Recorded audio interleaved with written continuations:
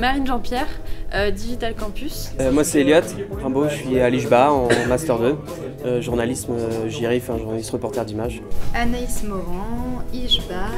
Je m'appelle Félix Chartier, actuellement en 3e année de bachelor chef de projet multimédia. Et on est là aujourd'hui pour le Hack News. Donc à Sud-Ouest, et pour répondre à une problématique qui est...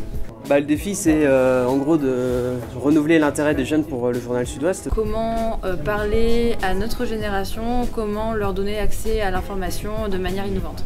Il y a des devs, il y a des journalistes et c'est génial de travailler avec des gens qui n'ont pas du tout la même vision que nous. On a tenu à ce que l'équipe soit 4 garçons, 4 filles pour tenir la parité, et même si on perd, on aura au moins cette fierté-là. Et du coup, voilà, forcément il y a du débat et c'est comme ça que ça se construit et qu'on avance.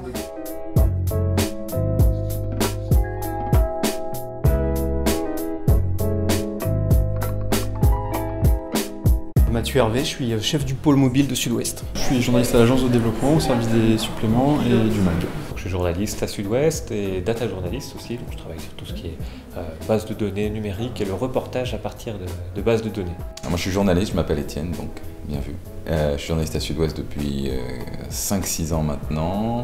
C'est un événement qui est vraiment qui est chouette, tout simplement, qui est intéressant, qui permet d'apporter un regard nouveau, une émulation. C'est un concept qui est à la fois original et novateur et donc plutôt bien, plutôt positif.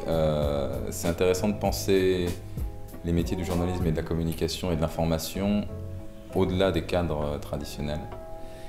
Et il y a une question de fond quand on écrit, quand on fait de la télé, quand on fait de la radio, c'est à qui on parle. C'est une très bonne idée, ça permet d'ouvrir Sud-Ouest à des gens qui n'ont pas forcément l'habitude d'y venir, et de collecter des idées et de nous confronter aussi nous à des pratiques qu'on ne connaît pas forcément et vers lesquelles on devra peut-être tendre un jour. Et là aujourd'hui, y a des interactions, il y a une vraie collaboration qui existe.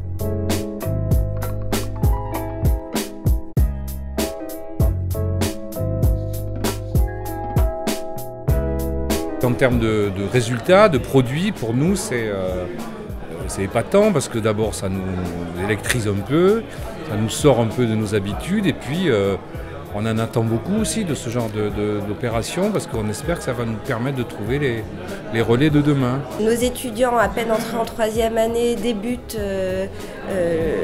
cette dernière année par un hackathon avec des étudiants de master de l'école de journalisme. C'est pour eux une grande chance et je crois une grande satisfaction. La performance des étudiants est impressionnante, vraiment le travail fourni, on sent qu'ils ont travaillé, je pense, jusqu'au bout de la nuit et peut-être certains n'ont même pas dormi. C'est vraiment important de créer cette émulation entre étudiants et professionnels.